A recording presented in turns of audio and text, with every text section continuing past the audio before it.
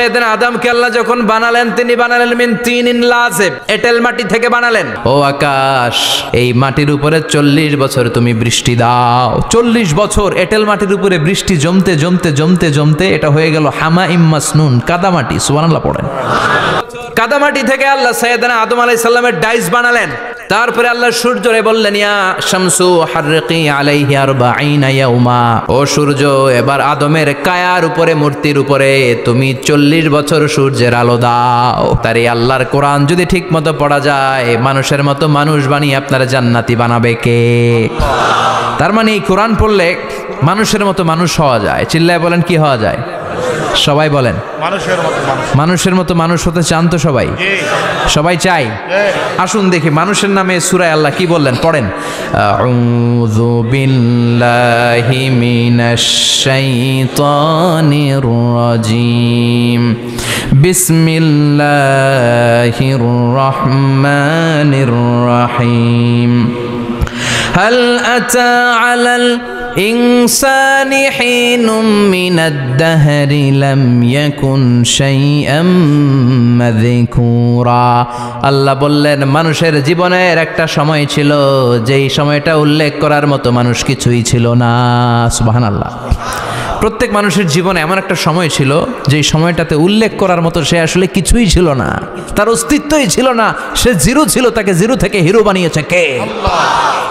হাল আতা আলাল ইনসান, এই হাল হচ্ছে ইস্তেফাম তাকরিরি, বিমানা কাদ আতা আলাল ইনসান। অবশ্যই অবশ্যই মানুষের জীবনে এমন একটা সময় এসেছে, লাম ইয়াকুন শাইআম মাযকুরা, উল্লেখ করার মতো সে কিছুই ছিল না। কার কথা? মুফাসসিরিন একরাম ইনসান দ্বারা এখানে দুইটা জিনিস বুঝিয়েছেন। এক হলো সাইয়েদনা আদম, আর এক হলো আমরা সবাই। এই পৃথিবীতে মানুষ বানানোর 3 ক্যাটাগরি। ক্যাটাগরি নাম্বার 1, মাও নাই বাবাও নাই। এই সিস্টেমে আল্লাহ কারে বানাইছে? কথা বলেন। আবার শুধুমাত্র মা আছে বাবা নাই, এই সিস্টেমে কাকে বানালেন? আবার বাবাও আছে মাও আছে, এই সিস্টেমে কারে বানালেন? আমাদেরকে বানালেন। আবার সাইয়েদনা আদমকে আল্লাহ যখন বানালেন তিনি বানালেন মিন তিনিন লাযিব, এঁটেল মাটি থেকে বানালেন। এঁটেল মাটি দিয়ে কাঠামো বানানো যায় না, স্ট্রাকচার করা যায় না। এঁটেল মাটি জমিন থেকে নিয়ে আল্লাহ রেখে দিলেন 40 বছর। চিল্লায় বলেন, কয় বছর? আর আকাশকে বললেন, ইয়া সামা ওয়ামতিরি আলাইহি 40 সানা।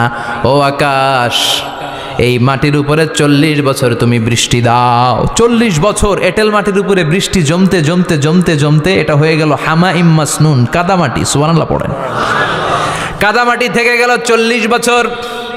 কাদামাটি থেকে আল্লাহ সাইয়েদনা আদম আলাইহিস সালামের ডাইস বানালেন।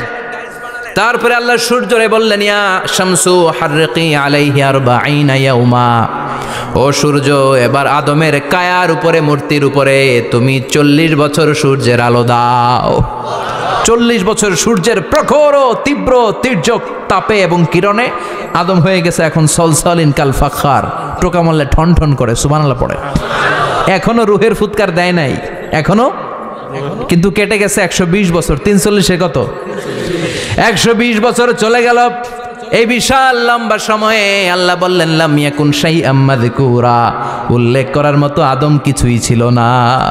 রুহের ফুৎকার যেহেতু দেয় নাই 140 বছর, এটা এঁটেল মাটি, পরে ছিল কাদামাটি, এরপরে হয়েছে মূর্তি, ঠনঠনে মূর্তি। উল্লেখ করার মতো আদমের জীবনে 124 বছরে কিছুই ছিল না। চিল্লায় বলেন, ঠিক কিনা? আবার আমরাও যারা সলিমুদ্দি কলিমুদ্দি, আমরাও আমাদের মায়ের পেটের ভেতরে প্রথমে ছিলাম 40 দিন।